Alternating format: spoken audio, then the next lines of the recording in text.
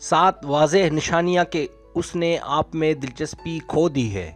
جب آپ کو ایسا لگے یا ایسا محسوس ہو کہ کچھ غلطیاں ہو رہی ہیں یا ہونے جا رہا ہے تو اس پر دھیان دینا چاہیے۔ اکثر ہمیں خطرے کی گھنٹی بجتی محسوس ہوتی ہے، اس کے باوجود ہم اس کو نظر انداز کرتے ہیں۔ اگر آپ کو اپنے تعلقات میں کچھ بدلاؤ آتا دکھائی دے تو برائے مہربانی آنکھیں بند نہ کریں۔ وجہ کہ کچھ غلط ہونے جا رہا ہے، اس کے باوجود کہ ہمیں بہت کچھ نظر آتا ہے اور ہم سب سمجھتے ہیں لیکن صرف دیکھتے رہتے ہیں۔ اس ویڈیو میں آپ کو کچھ واضح نشانیاں بتانے جا رہا ہوں جس کا مطلب ہے کہ وہ آپ میں دلچسپی کھو رہا ہے۔ ممتاز ماہر نفسیات گیبریلا نے ایسی 7 واضح نشانیاں بتائی ہیں کہ وہ آپ کے ساتھی میں اگر پائی جائیں اس کا مطلب وہ آپ میں دلچسپی کھو رہا ہے۔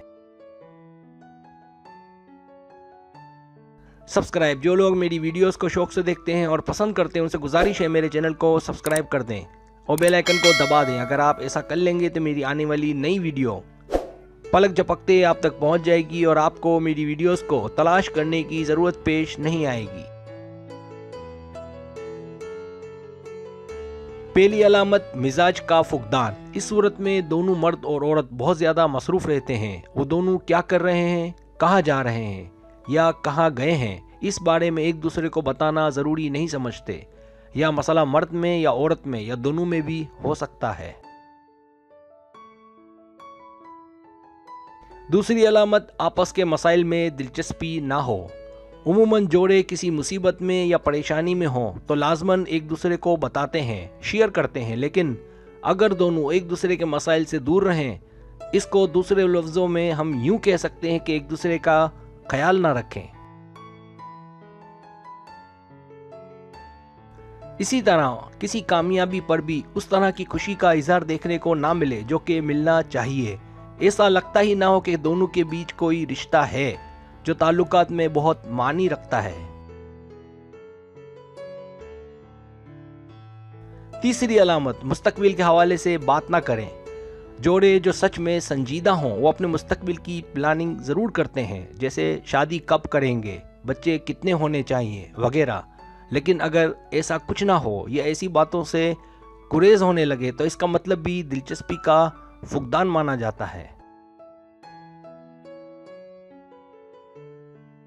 چوتھی علامت جب لڑائی ناشتے کی طرح ہو۔ کچھ لوگوں کی عادت یا مزاج ہوتا ہے کہ وہ بولتے زیادہ اور سنتے کم ہیں۔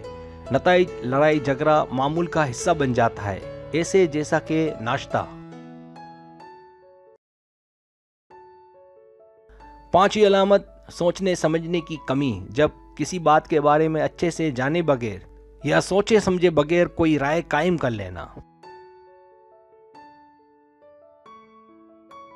چھٹی علامت خاص مواقع پر دور رہنا۔ جب کوئی پارٹی ہو، شادی ہو، فیملی کے ساتھ کہیں جانا ہو، ڈیٹ پر جانا ہو یا کسی تفریح مقام پر، لیکن وہ آپ کو نہ بلائے یا نہ کہے یا کہنا مناسب نہ سمجھے یا آپ کو ہر جگہ تنہائی اور اکیلے پن کا احساس ہو۔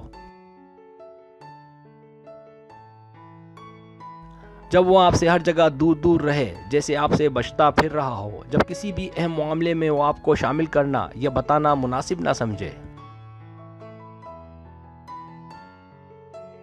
ساتویں علامت جب وہ دور رہے، جب وہ آپ سے بات نہ کرے یا کم کرے، جب دوسرے لوگ تو آپ کو پسند کرتے ہوں لیکن وہ آپ کو پسند نہ کرتا ہو، جب وہ آپ کو دیکھنا گوارا نہ کرے، جب وہ کہے کہ میں اکیلا رہنا چاہتا ہوں یا کہے کہ مجھے اکیلا چھوڑ دو۔